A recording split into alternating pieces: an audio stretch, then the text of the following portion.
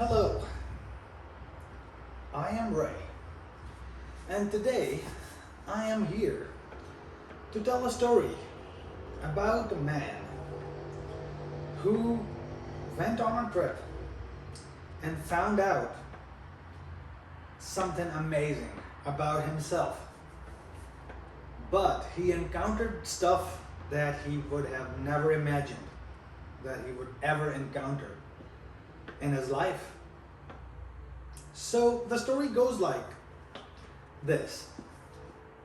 This man, let's just call him John for now. So this man goes to a military base. So let me set that up for you. So how this goes, there are some militaries that have some civilian programs where they take some civilians. Most of the time it's gonna be some college students or some news reporters or somebody who is doing a story or somebody who wants to research people. Research people do that. They go to the military bases or the far-flung areas that are not as civilized or civilization haven't reached there, or something something like that. So this guy signs up, John, we're talking about John here. So this guy signs up for a program like that. So the way that it ran, that they made, there were multiple people.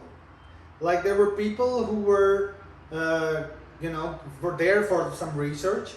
There were people who were from outside the country and just were there to enjoy the view, and there was also a resort there too. So there were different groups of people.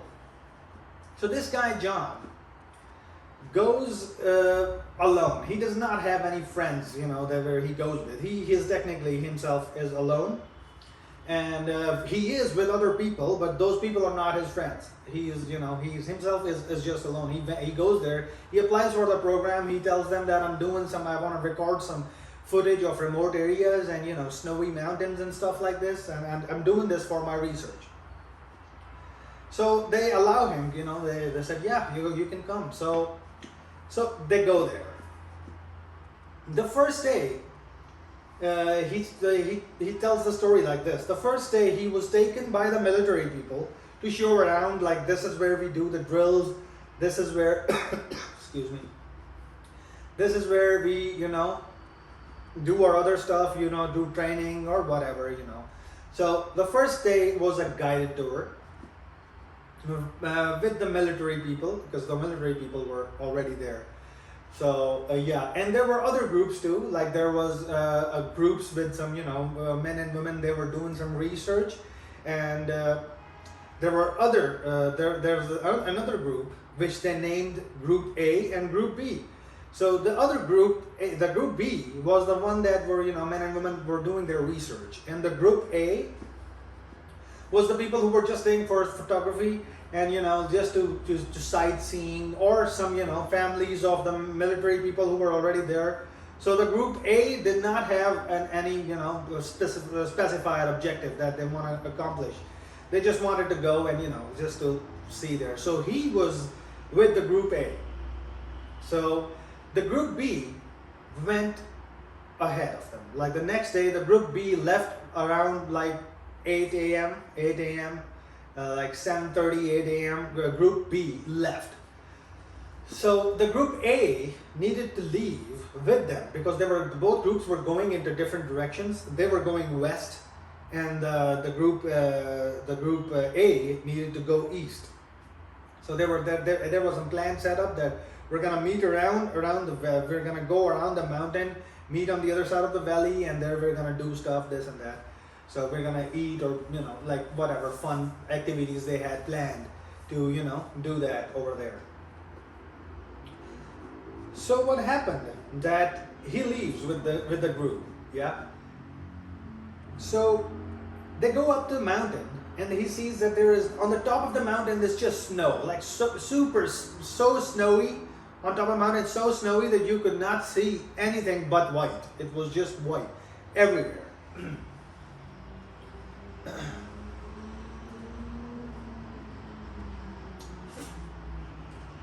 me a second.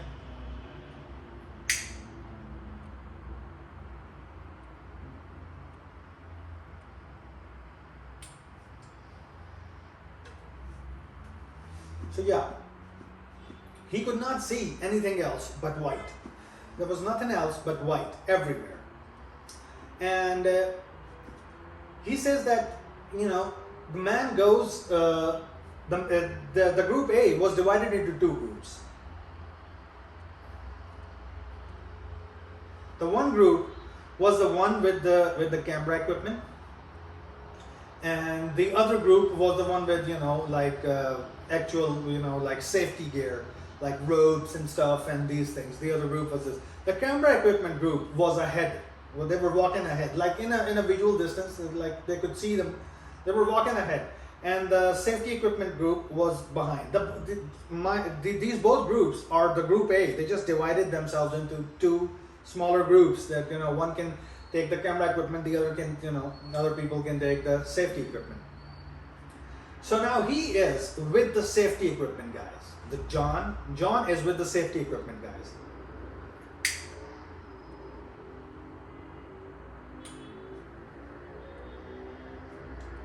So the safety equipment guys, they move forward, right?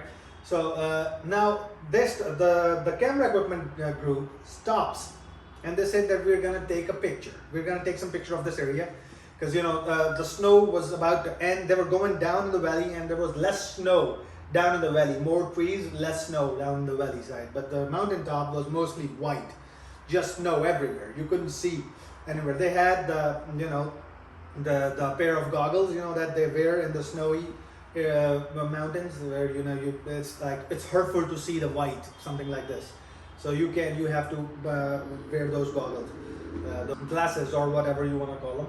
So they were wearing that. So they said that before moving down to the mountain, let's just take some pictures that we came here for.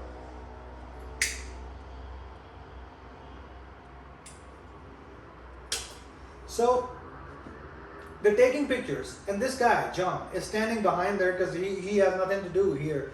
I mean, he took some pictures, but, you know, he's not a professional photographer, so he's not gonna do anything. He was just standing there. So he says that the front group, the camera group, they started walking downhill, and there was another walk, you know, another path, clear path, walking path, going to the right side, also going downhill, but different from the one that camera group was going. And the safety group went to the right. They went to the path to the right, and he heard one of the army guys, military guys, tell somebody else. He just heard tell somebody that both of these routes, both of these paths connect downhill. So it doesn't matter where you go here or go there, you will meet together there. So he has that information in his head, John. Now he has this information that the army guy said, so it doesn't matter what path I took, we're gonna meet down there. We're gonna meet down in the under where the valley starts. So the safety guys move forward. And the picture guy is also going downwards. He just stood there to just, you know, have a smoke or something. Took some pictures and have a smoke. It was barely like 2 minutes. 2 minutes. In 2 minutes, he lost sight of. He was standing there. He lost sight of the group who went left side downwards, the camera group, and also the side of the group that was safety group. They were going right on the path that was towards the right, but also going toward downwards towards the valley. So in 2 minutes, like, he would have light up a cigarette or something, looked at here, there, side, looked at a site here, or, you know, look at things, because, you know, top of the mountain, a lot of things to see. Well, mostly snow, but, you know, it's still pretty, you know, for someone who is not used to seeing that.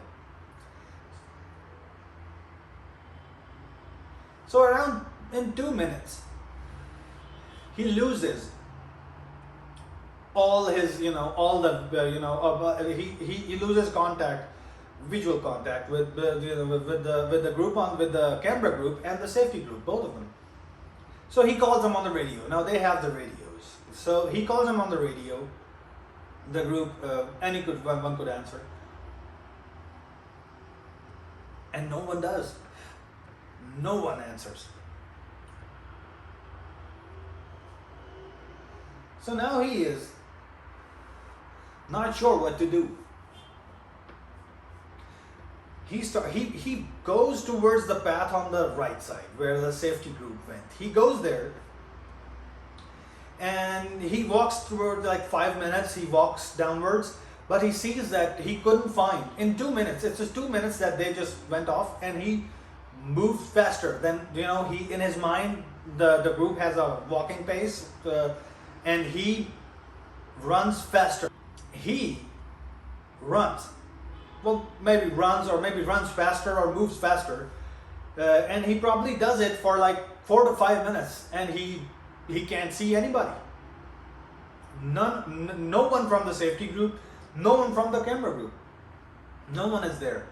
So, getting doubts in his heart that maybe he's wrong, he took a wrong turn or something, and he is like, he is anxious now because he doesn't know what's gonna happen, and now. He tracked his steps back to where both groups separated. He tracked his step back, and he had a visual clue. He marked visually in his head that there's some type of tree there, a stone there, where both groups, departed. So he goes there. He's standing at the same place. He thinks he's standing at the same place. Goes back to where the groups departed their ways. So he goes back to that place, and he sees that he cannot see his cue. Like the cue he set up. Like, oh, there's gonna be a stone there, a tree there. He can't identify the stone. He can't identify the tree. He knows that there's the path looks the same because there was one path coming, and one path went left downwards, left side, and the other path went right towards the right downwards. He sees that place, but his cues are gone. So what happens that he starts panicking first. Of course, everybody would panic in that situation.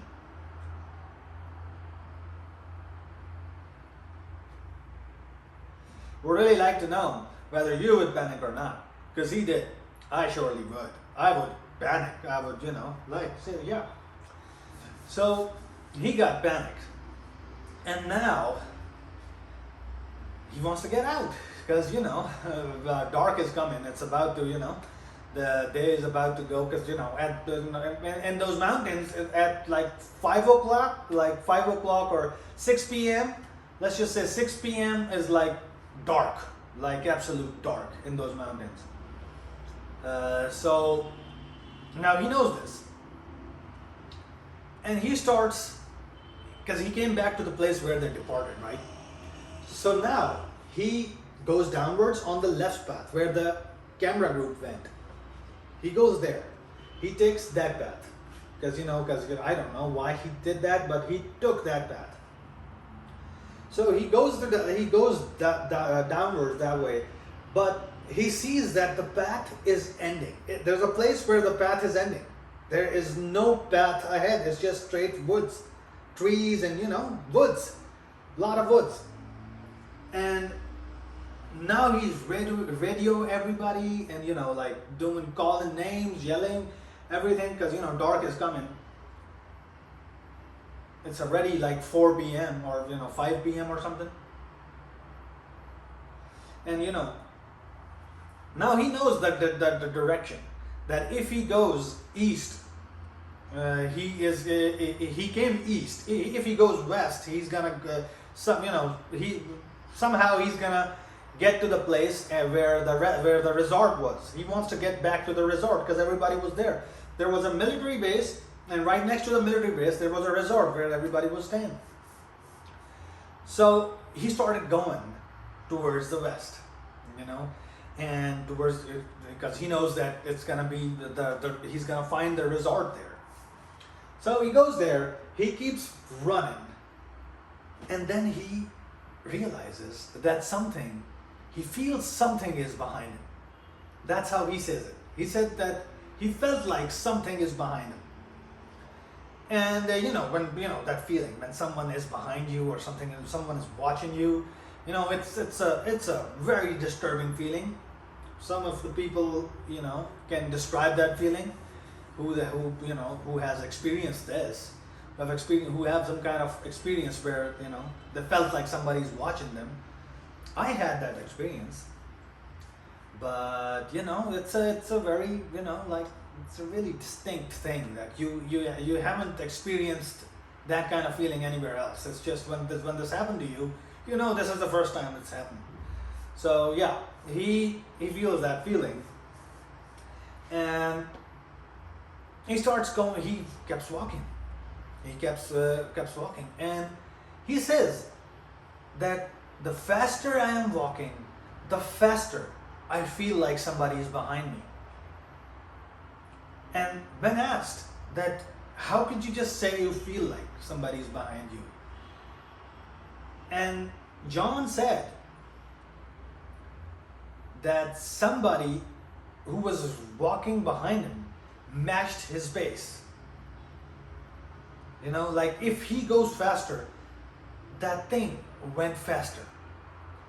And he said that I looked behind, I even took pictures of the place, I took the picture, but there was nothing. I didn't see anybody. So I started running. And by the time I started running, and the faster I ran, the faster I feel like the thing behind me is chasing me faster. And he describes this like this, like when you ask what kind of thing was that, he said that you could imagine somebody running with boulders for their boots, wearing a boulder boots and running behind you, like thumping, heavy thumping. And the more he increased his speed, the faster that thumping went. And the weird thing about that thumping is that it felt like the thumping and the trees 50, 60 feet high are moving.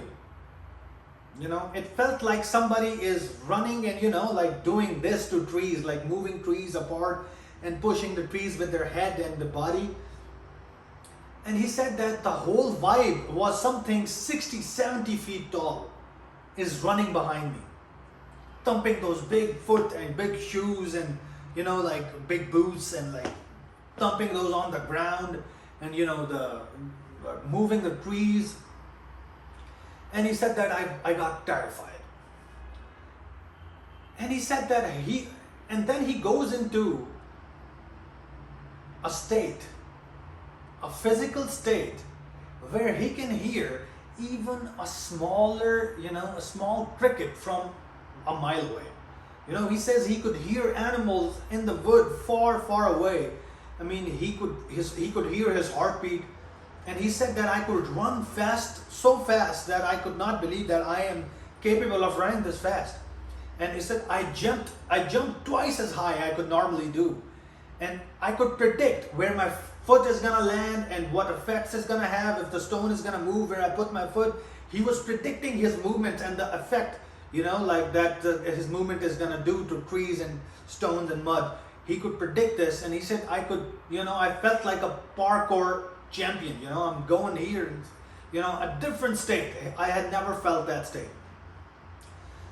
So he keeps doing that. He keeps running, and the thing is still behind him. He could still feel the trees moving and the thumping, and and like he sometimes says that he could even hear the breathing, something like this, like someone is heavily running after him to get him. So he says he goes down to a valley, and then there's a hill. He gets up the hill and he sees the lights of the resort, the resort lights, and in the distance, further from resort, he sees the military base and the lights there too. So he says that yes, it's just this. So he assumes that it's just 1 kilometer, but took up 1 or 2 kilometers, that 1 or 2 kilometers or 1 mile or 1.5 mile that he wants to go, towards the resort and military base. But in order to go there, he has to go back down into the woods because he's now on the hill where he got up on the hill. Now he's looking at the resort and the military base. And now he wants to get there, but in order to go there, he has to go down into the woods again, and and to cover that 1.5 mile, or 2.5 kilometers or whatever. So, but there's no other way. So he does that. He goes down, and he starts running again, the same way he was running before. And he said, "I am still in that state. I'm still super fast.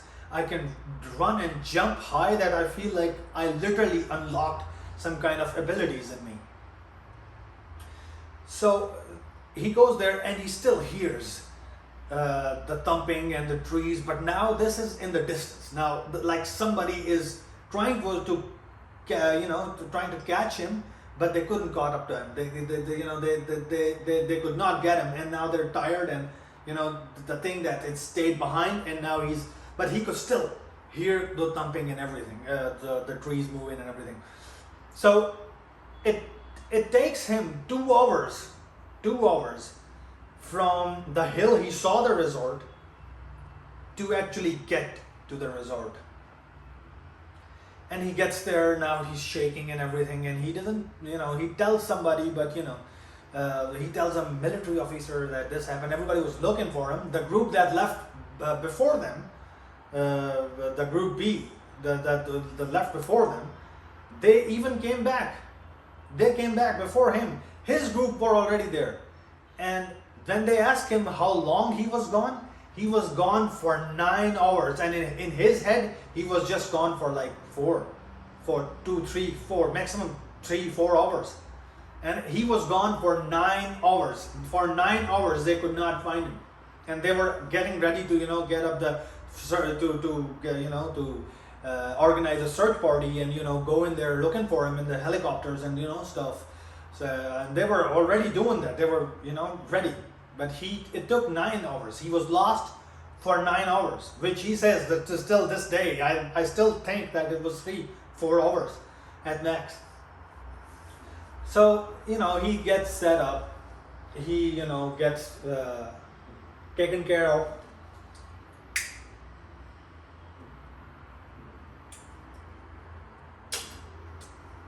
Now they give him some hot cocoa or stuff, this shit. And then he goes to sleep. Now the next morning,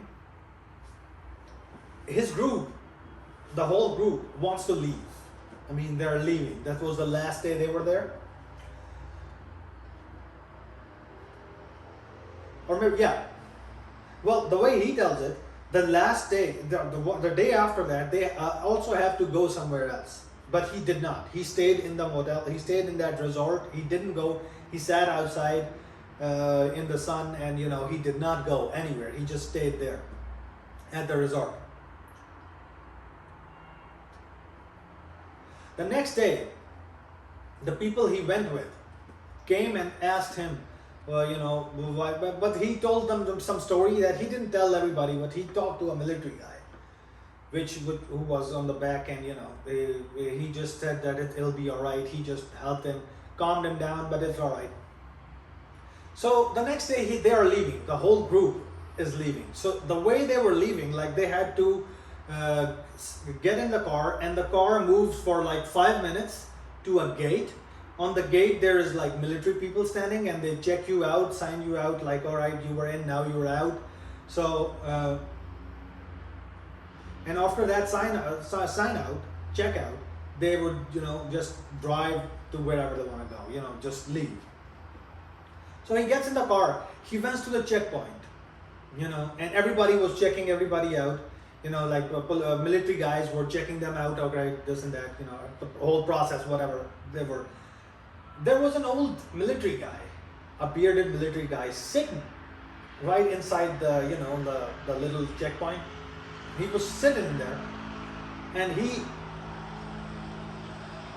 said that there's another woman right ahead of me getting checked out, check out. And I am behind her. It's not even my turn. And the old guy looks at me and asks me, "Are you the one who was lost?" directly looks at me and said, yes. Are you the one who's lost?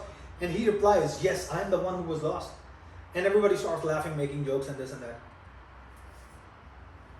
So the the chick who was already there, getting the check out and everything, they check her out, and then they wait for him. They call him, and now he is showing his IDs and all the numbers and everything, and the guy is checking him out, and the old guy, the old military guy, when he is going, he said, listen to me, excuse me, listen. And he turns back, and the old guy looks at him and says, did you encounter something large in the woods? And he did not answer anything, because he is just shocked. How could this guy know this? He didn't even tell this to that other military guy. He was just telling that, something happened, but he didn't specify what happened. And the old dude, the old military dude, looks at him in the eye and asks him, did you encounter something large in the woods? And the 3-4 seconds, he is just processing that what this dude just said to me. Because I was the only one who knew this. And he did not reply. And the old dude, right away, after 3 seconds of his pass, when he was just in a shock, processing the whole thought, the old guy says, it's okay. You are safe. It's never going to happen to you again. And then he moves around and goes, sits in the car and goes away. And now he is just thinking that how the hell this dude knows that what happened to me there. So this guy tells that he has been trying for years, working out, boxing in the gym, even sparring, doing everything, he could to get that state back. Because he said that I could never jump that high again. I could never run that fast again. My hearing is normal. I couldn't hear anything, like normal people. I couldn't hear across the street, or further away. I could not see that better, the way I would in the woods. I could not run, I could not move that fast. And he said that he has tried to replicate that state, to get back into that state for years now. But he has never achieved once that state. Now, somebody would say that I was just fight or flight. But the guy, the John guy, he would tell you that was not fight or flight. His body got into a state which he can never get into again. Even he tried all those methods. So the point of telling this story is that whatever that was behind John, we don't know. And whatever state that got him into, we don't know what that state was. We could say that was fight or flight, but we don't know. We would be just saying. We wouldn't have any evidence of, we would just be saying. So the point is that what was there? I can sit and say a lot of things, but and you watching can also say a lot of things, that whatever that was. But it is up to you. What do you think what that was? What was chasing behind John? And what was the state that helped him survive that encounter? I wish you all the best. Have an amazing night.